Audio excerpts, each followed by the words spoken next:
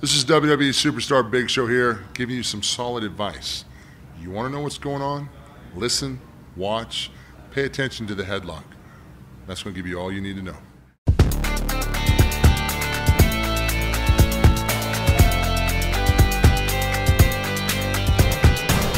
Headlock, der Pro Wrestling Podcast. We met like 2 years ago at Gamescom. Cologne. Yeah. At that time, you told me like, I still got a couple of years left, and now and there, and now your career is getting to an end, more or less. It's over. It's over.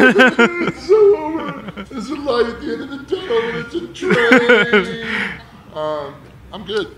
I mean, you know, I've got this big match with Shaq at WrestleMania, which is nice. It's just a featured, you know, your extravaganza match that you have at WrestleMania. You always have some kind of entertainment spectacle sometimes, somewhere. So for me in this opportunity, I'm excited about it. As far as WWE, they're moving me more into an attraction role, which I'm fine with. I don't have to be the workhorse that I used to be. I don't have to be on every single show and a couple of segments every TV, so I'm okay with it. I'm in a good place. All right.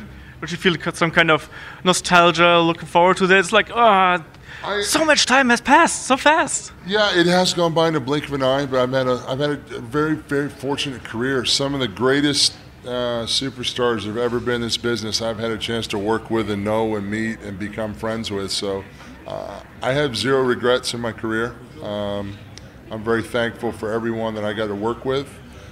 Now for me, I'm still a very creative person, so I have to find that next creative outlet, that next creative challenge. So, you know, my team and I are looking at, you know, movies and television and seeing what's out there, because, you know, when you performed at the level that we performed at for so long, you need to find something to fill that void, you know. Yeah, so absolutely. I don't think I'm ready to sit at home and be an author yet and write fantasy novels. So and other than that, I got to keep busy and keep working. Painting or I don't think you want me to paint. No, you know, and it would probably look like when they throw all the paint behind the jet engine and it sprays everywhere. And that's probably what I could do. I'm lucky I can spell my own name. So you don't see yourself as a trainer or someone who is behind? No, that's not my deal. Like I give advice to some of the bigger guys if they ask me, and some of the other guys if they ask me stuff, I'll give them my opinion. But there's a lot of really, really, really brilliant people backstage. There's literally tons of guys for guys to get advice from backstage.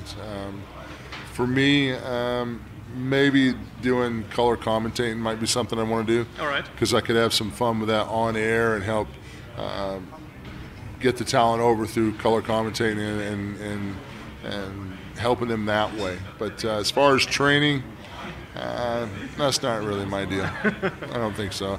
I don't think anybody wants to learn how to chain wrestle from the Big Show. I had like 3 moves in my life, so I made a career out of 3 moves. I'm good. Oh, I think you got more than 3 moves, don't you? Come on. That's my running joke, is I have 3 moves. We're here for WWE 2K17, and there they got Brock Lesnar on the cover, right. Goldberg as a pre-order DLC. Right. You've worked with both of them. Right. What are your memories from these 2 guys? Because there was some pretty special matches. Both those guys are very, very good friends of mine. Goldberg and I were at a great time. I was leaving WCW, and he was setting the world on fire, and we had a lot of fun up and down the road, selling out everywhere we went together, working together. Brock and I, again, had a great relationship because when Brock was champion, Brock and I did a great job of during the first brand split. And yeah. Brock and I on SmackDown were crushing Raw. Yeah. And the Raw guys were really upset about it. So both and the those. Ring as well. Yeah, and the Ring. So I've had a lot of great memories with both of them. It's kind of cool that they've got those 2 powerhouses on the cover of 2K17. Goldberg is a download, and Suplex City, they've created this own environment of Suplex City, which is kind of crazy. Absolutely is. I've been to Suplex City. It's not this nice. I'm just letting you know. That would have been my next question, because Goldberg and Brock Lesnar were both 2 guys who could actually manhandle you in a way that nobody can. How does it feel for a guy of your size to be thrown around like this? Well, if I was worried about it, I wouldn't get in pro wrestling. That's true. You know, part of that manhandling is part of me also being a good enough athlete to contribute. But when you look at Goldberg, you look at Brock Lesnar, you look at John Cena, how strong these guys are. They're all an elite class of powerful, explosive athlete, and it's fun more than anything because I'm never the kid. I'm always the kid that does the throwing. I'm never the kid that gets thrown. So. For me to get a chance to fly around and have fun, it's a good time. Do you still remember when, for example, Brock Lesnar picked you up for the first time? Was it like, what the hell? That easy? No. I don't freak out like that. It's not new to me. It's I tell you who's stronger than all of them. Really? John Cena. Yeah, okay. Yeah, when John Cena picks you up, you're not going anywhere. It's like sitting on concrete. You know, Brock's explosively strong. Like Brock can generate all his power in a split second. Yeah. Like it's just so explosive. Sometimes it takes your breath away how explosive Brock is. You know, Goldberg was another just really strong, and you know he had a hold of you, and you felt comfortable with him. Cena's the one he's like a hydraulic lift. Yeah. You know, slow or fast, 1 foot, 2 foot, doesn't matter. He's just that strong. Yeah, he's freakishly strong, right? Freakishly strong. Yeah, freakishly strong. I spoke with Goldberg during Gamescom as well. He was a guest at 2K, and we talked a little bit about your match in Georgia Dome when he first wrestled you, and later on in the evening he wrestled Hulk Hogan. Do you have any special memories about that time, maybe? I just remember that what they were doing with Bill was something that was really kind of the start of that whole Attitude Era, because he had this very nasty walk to the ring, and he snorted the smoke like a bull, and that spear was like, you didn't see, that spear was ridiculous when it came out. Yeah. Because it came out of nowhere, and it was one of those kind of moves that everybody went, oh!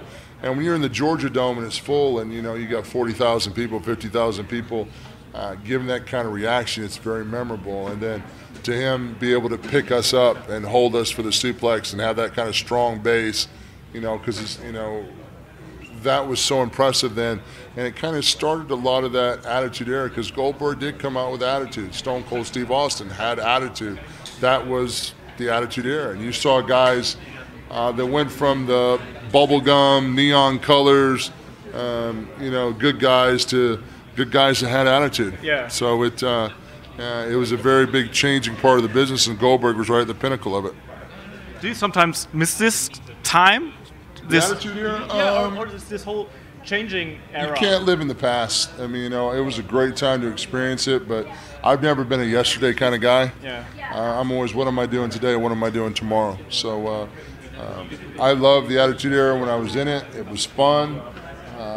I love the era I'm in now, the new era. I mean, these kids are really good, and I call them kids because I'm older than them. But you know what? At the same time, they're very talented and they're very committed to their brand, and there's some really good matches out there. You know what I mean? Some of this last tour I was on, it was Sami Zayn and Kevin Owens, and they were just fantastic to watch work. I mean, you know, granted, those guys have worked each other a lot, so they understand each other, but you know, really just it's good wrestling, and I'm okay no matter what era that is. Good wrestling is good wrestling. That's true. But you just mentioned a funny thing while doing the other interview, that nowadays the bad guys still are so cool that they aren't really the bad guys anymore. So it's difficult to find a position, right? Well, it's different in the fact that, you know, it's hard to tell stories and there's no real heel and there's no real babyface. Everybody's kind of gray. It's who's more popular is the one they're going to cheer for. So in the old days, we used to direct people to more like, okay, you need to hate this guy and like this guy. It's a lot harder to do that now because fans are going to pick their favorite regardless. And, you know, and this is a business about making money. So a lot of guys are trying to establish themselves now, so they're going to work to get positive reactions. Yeah. You know, there's only a few old stubborn people like me and Kane that will work to be heels. Like when I'm a bad guy, I'm a complete jackass, and I like getting hated. And you know, they can chant "Please retire" all they want to. I'll shove it up their ass and tell them I won't. But you know, I always look at my job as a bad guy is to get booed, and I've always said that baby faces sell hats and T-shirts and heels sell tickets. Yeah. That's absolutely true. But is it a problem also not only of the way they present themselves, but also the way they fight? Because when I watch like someone like Kevin Owens, he's still like using real flashy moves and real moves where you want to cheer. Well, yeah, I think it's going to get a reaction, but I think that's the way the business evolved too. I mean, you know, our business and our audience has changed to everybody wants everything now. You have apps on your phone. You have 1,000 channels to choose from. Everything is instantaneous now. So it's harder sometimes to build a match and tell a story because people are impatient. People want all these angles now. Well, how come so-and-so doesn't work so-and-so? And why isn't this happening? Because you need time. You need to work and build something. It takes time to make people emotionally invested. If we did everything that people wanted, our business would be done in 8 months. You know, we're trying to build careers for people, so let's not shoot every angle under the sun in the next 8 months and then stand around and be like, oh, we've done everything. That's good. Have a good day. You know, I'm really enjoying, you know, the Sheamus Cesaro best of 7. Yeah. That's a nice little story because, you know, they're competitive and there's nothing going on but just wrestling and it works. So, I mean, you know, I think everybody's going to be for stuff and people are going to bitch and that's just human nature and people are going to complain. But I think these guys are doing the best they can with what they're given. I think with a brand split now, they'll get better storylines, hopefully, and a different storyline content that will make the fans more emotionally invested in. But, you know, talent's going to be talent. You look at Seth Rollins. Seth Rollins did a great job as a heel with his promos, but his work in the ring was so good you wanted to like him. Yeah. He looks good. He's athletic. His timing's, you want to like him. Like even Randy as a heel, Randy Orton as a heel is awesome because Randy plays being a jackass really good. But he's so good in the ring, you're like, God, he's good. You know what I mean? It's like Rick Rude. You hated Rick Rude, but he was so good in the ring, you still liked him. Yeah. But do you think that nowadays the internet and all the dirt sheets are destroying a lot of the magic that's coming out? Because everyone's like, I watch WrestleMania, but 3 days ahead of that, there's already, there's already something planning big, and that's the problem with social media and stuff like that, and dirt sheets and stuff like. It's going to have an influence. My only thing that I say to that is everybody has an opinion. Just make sure you formulate your own opinion, and don't take some qualified expert who's never laced up a pair of boots, stepped in the ring, draw a damn dime, or taken a bump that actually means anything for their expert opinion. Opinions are like elbows. Everybody usually has two. All right. Let's come to the game itself again. There's also one of your old friends and buddies in there, Eddie Guerrero. Well, Eddie was a very competitive, great guy, and Eddie and I were really good friends. And we lived in Tampa at the same time, so we ran into each other a lot. Eddie was known to be grumpy. All right. And I remember one time I'm sitting on the plane, we're both flying back to Tampa, and Eddie walks on the plane. I said, "Good morning, Eddie." And he drops his bag and goes, "What is that supposed to mean, essay?" Like he was so mad. And I'm sitting there and went, "Good morning?" You know, then like he scowled and then he comes back, "I'm sorry, man, I didn't get much sleep last night. I thought you were giving me crap for getting to the plane late." I'm like, "Dude, I'm not giving you crap. I just said good morning, relax." But Eddie was very, very competitive and very driven and just a true pleasure to be around. Just such a good guy, such a good heart. Yeah. During your career, you have also been a Paul Heyman guy, which you can also be in the game. Big Paulie. Yeah. What's it like to be a Paul Heyman guy, and what was your profit on that? Paul was a lot of fun for me to work with. He was very insightful in a lot of things, and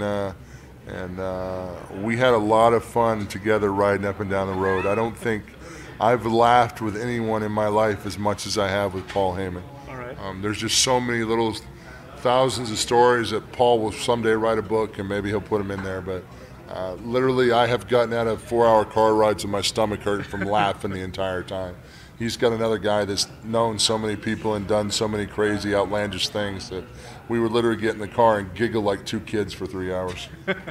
Because the funny thing is, actually, I wanted to know what's your funniest road story. My funniest road story? Your favorite road story that you have told already 1,000 times. Oh, I don't know. There's a lot of stories right now. I can't even really put one together to think of a funny one. The only thing Heyman and I were together in Alaska one time, and my back, I had herniated my L4 and L5 and was still working Brock every night. And I needed to find a chiropractor. And we went to a chiropractor in Alaska, and my back was so locked up I couldn't hardly stand up straight.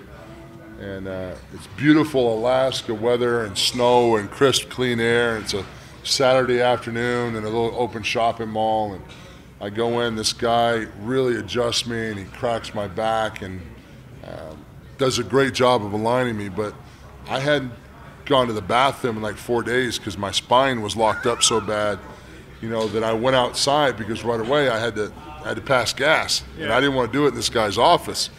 So I did it outside, and this is Alaska. And Paul Heyman comes out and he goes, "Oh my God, what is that?" I said, I farted. My back's better. And he goes, "Oh my God, you stunk up Alaska." "Oh my God." He goes back inside, locks the door, looks at me and shakes his head. So, and I just dying laughing. But that's a completely inappropriate road story. But I think it's always a good thing to end an interview with a joke about poop. There you go. Our jokes are good, man. Yeah. Thank you for your time. Thanks, and buddy. Wish you all the best. Thanks, buddy. Have a good day.